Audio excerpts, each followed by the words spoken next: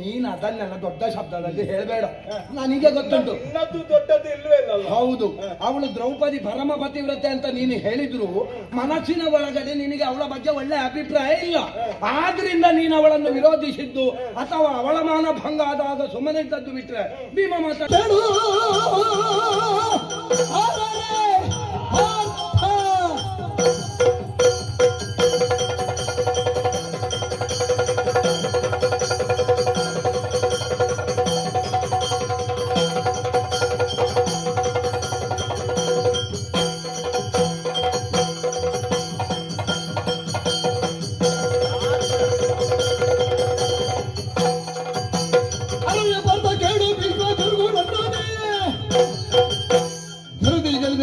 ಗರ್ವ ಬೇಡ ಸುಮ್ಮನೆ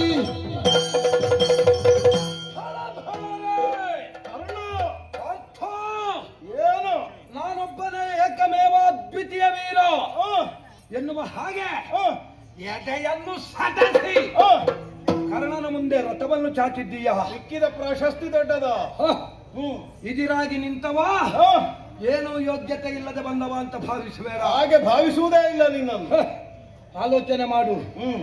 ಎಲ್ಲವೂ ಇದ್ದು ನೀನು ಹೀಗಿದ್ದಿ, ಏನು ಇಲ್ಲದೆ ನಿನ್ನ ಇದರಿಗೆ ನಾನು ಹೀಗಿದ್ದೆ ಸಂಪಾದನೆ ಮಾಡಿದ್ದೆ. ಹೌದು, ಹಾಗಾಗಿ ಪರ್ವತಕ್ಕೆ ಪರ್ವತ ಅಡ್ಡ ಉಂಟು ಎನ್ನುವಂತಹ ವಿಚಾರವನ್ನು ತಲೆಯಲ್ಲಿ ಇರಿಸಿಕೊಂಡು ವ್ಯವಹಾರ ಕೇಳು ತಪ್ಪಿ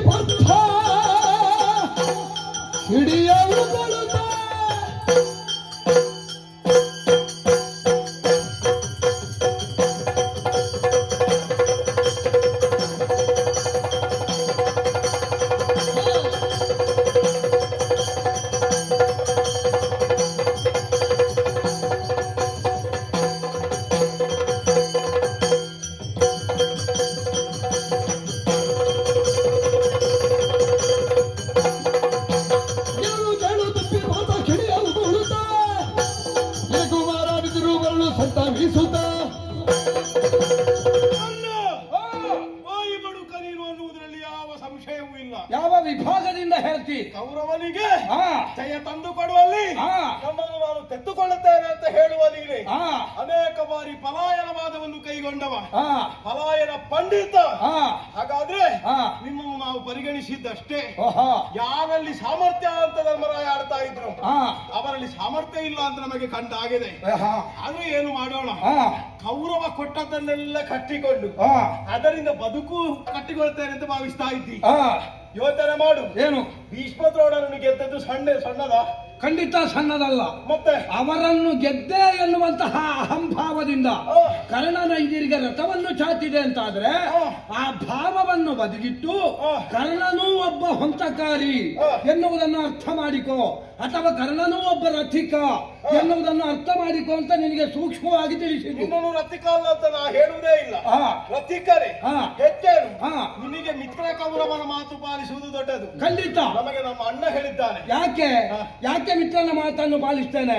ಒಂದು ಹೊತ್ತಿಗೆ ಏನೂ ಇಲ್ಲದೆ ಇದ್ದಂತಹ ವೇಳೆಯಲ್ಲಿ ಇಡೀ ಪ್ರಪಂಚವೇ ಕರ್ಣನ ಹುಟ್ಟಿನ ಬಗ್ಗೆ, ಕರ್ಣನ ಜನ್ಮದ ಬಗ್ಗೆ, ಕರ್ಣನ ಜೀವನದ ಬಗ್ಗೆ ಪ್ರಶ್ನಾರ್ಥಕವಾಗಿ ಬೆರಳು ತೋರಿಸಿದಾಗ ನನ್ನನ್ನು ಆಧರಿಸಿ ಅಪ್ಪಿದವ ನನ್ನ ಮಿತ್ರ. ಬಿಡು, ನೀ ಹೆಸರು ಮಾಡಿದ್ದು ಪಾರ್ಥನಿಂದಾಗಿ. ನಾನು ಅಲ್ಲದೆ ಇದ್ರೆ ನಿನ್ನನ್ನು ಯಾರು ಗುರುತಿಸುವುದಿಲ್ಲ. ನಿನ್ನಿಂದ ನಾನು ಹೆಸರು ಮಾಡಿದೆ. ನೀನು ಪಾರ್ಥನನ್ನು ಪ್ರತಿಸ್ಪರ್ಧಿ ಅಂತ ಯಾವಾಗ ಅಂಗೀಕರಿಸಿದ್ಯೋ, ಯಾವಾಗ ಅದನ್ನು ಘೋಷಿಸಿದ್ಯೋ, ಅದು ಪರೀಕ್ಷಾ ರಂಗದಲ್ಲೇ ಹೇಳಿದ್ದೇನೆ. ಪಾರ್ಥನೇವೋ ಧನುರ್ಧರ ಅಲ್ಲಿಂದಲೇ ಕೌರವ ಇಟ್ಟುಕೊಂಡದ್ದು. ಸುಮ್ಮನೆ ಬಾಗಿಲಲ್ಲಿ ಯಾರನ್ನು ಕಟ್ಟಿ ಹಾಕುವುದಿಲ್ಲ, ಅದು ಮನೆಯ ರಕ್ಷಣೆಗೆ ಬೇಕಾಗಿಯೇ ಕಟ್ಟಿ ಹಾಕುವುದು. ಗೊತ್ತಾಯ್ತಲ್ಲ? ಆದ್ರೆ ನಾನು ಕಟ್ಟಿ ಹಾಕಿದ್ದಾದ್ರೂ ನಿಯತ್ತಿರುವಂತವ ಅಂತ ಹೇಳುವುದು. ಆದ್ರೆ ಕೆಲವುದಕ್ಕೆ ನಿಯತ್ತೇ ಇಲ್ಲ. ದೇವರೇ ರಕ್ಷಣೆ ಕೊಡಬೇಕು, ಕೆಲವೊಮ್ಮೆ ದೇವರಿಗೆ ತಿರುಗಿ ನಿಲ್ತಾನೆ. ಆದ್ರೆ ನನಗೆ ಭೀಮ ವಾಕ್ಯವು ಪ್ರಧಾನವಾಗ್ತದೆ. ಕರ್ಣಹಂತ ಧನಂಜಯ ಅಂದು ಯೂತ ಸಭೆಯಲ್ಲಿ ಆಡಿದ ಮಾತು.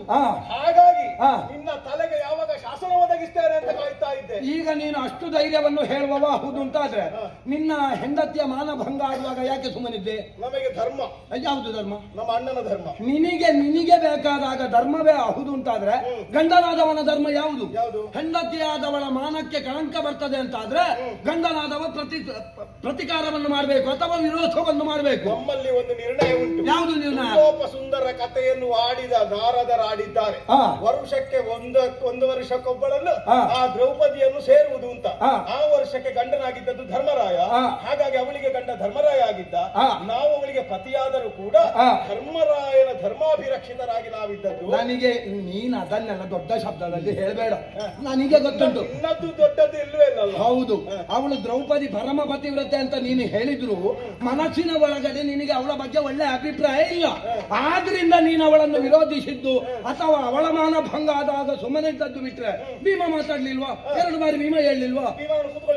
ಕೂತ್ಕೊಳ್ಳಿಸಿದ್ದಕ್ಕೆ ಮಾತ್ರ ನೀನು ಅಂದ್ರೆ ನಿನಗೆ ಯಾವಾಗ ಬೇಕು ಅಂತ ಅನ್ನಿಸ್ತದೆ ನಿನಗೆ ಮಾತಾಡಬೇಕಾದಂತಹ. ನಮ್ಮ ಹೆಂಡತಿಯ ಬಗ್ಗೆ, ನನ್ನ ಹೆಂಡತಿಯ ಬಗ್ಗೆ ನಾನು ಮಾತಾಡ್ಬೇಕು ಹೊರತು ನಿನಗೆ ತಲೆ ಬಿಸಿ ಅಲ್ಲ. ನಾನು ಸಾರ್ವತ್ರಿಕವಾಗಿ ಲೋಕಾಭಿರಾಮವಾಗಿ ನಿನ್ನ ಹೆಂಡತಿಯ ಬಗ್ಗೆ ನನ್ನ ಹೆಂಡತಿಗೆ ಅಂತಹ ಸ್ಥಿತಿ ಬರಲಿಲ್ಲ. ಬಂದ್ರೆ ಕೇಳುವುದಕ್ಕೆ ಗಂಡನಾಗಿ ನಾನಿದ್ದೇನೆ. ಆದ್ರೆ ಒಂದು ಹೇಳ್ತೇನೆ, ನಾನು ಪೂರ್ತಿ ನಿನ್ನ ಬಗ್ಗೆ ಗೊತ್ತಿದ್ದು ಮಾತಾಡುವುದಲ್ಲ, ನಾನು ಅಲ್ಪ ಸ್ವಲ್ಪ ಕೇಳಿದ್ದನ್ನು ಹೇಳುವುದು. ಮತ್ತೆ ಪೂರ್ಣವಾಗಿ ನನಗೆ ನಿನ್ನ ಕಥೆ ಎಲ್ಲ ಗೊತ್ತುಂಟು ಅಂತ ನನಗೆ ವಿಶ್ವಾಸ ಇಲ್ಲ. ಪೂರ್ತಿ ಗೊತ್ತಾದ್ರೆ ಉಳಿಯುವುದಿಲ್ಲ. ಅಲ್ಲ, ಯಾಕೆ ಅದು ಉಳಿಯುವುದಿಲ್ಲ ಎನ್ನುವುದು ಮತ್ತಿನ ಪ್ರಶ್ನೆ ಅಲ್ವಾ? ನಿನ್ನನ್ನು ಕೊಂದು ನಾನು ಬದುಕಬಹುದಲ್ವ? ಅಧ್ಯಯನ ಮಾಡ್ಲಿಕ್ಕೆ ಅಧ್ಯಯನ ಮಾಡ್ಲಿಲ್ಲ ಎನ್ನುವುದು ಅರ್ಥ ಅಲ್ಲ. ನಿಮಗೆ ಬೇಕಾದ ಹಾಗೆ ನನಗೆ ಕಲೀಲಿಕ್ಕೆ ಆಗುದಿಲ್ಲ ಅಂತ ಹೇಳಿದ್ದು. ನನಗೆ ಬೇಕಾದಷ್ಟನ್ನು ನಾನು ಕಲ್ತಿದ್ದೇನೆ. ನನಗೆ ಎಷ್ಟು ಸಾಧ್ಯ ಉಂಟು ಅಷ್ಟನ್ನು ನಾನು ಮಾಡ್ತೇನೆ. ಅದಕ್ಕಿಂತ ಮೀರಿದ್ದನ್ನು ನೀವು ನಿರೀಕ್ಷಿಸಿದ್ದಕ್ಕೆ ನಾನು ಹೊಣೆ ಅಲ್ಲ. ಅದು ನಿಮ್ಮ ಅಭಿಲಾಷೆ ಹೆಚ್ಚಾಯ್ತು ಅಂತ ಹೇಳುದು. ನಮಗೆ ನೀನು ನಿರೀಕ್ಷೆಯ ಮಟ್ಟ ತಲುಪುತ್ತೀಯೋ ಇಲ್ಲವೋ ಅನ್ನೋದು ಮುಖ್ಯ ಅಲ್ಲ.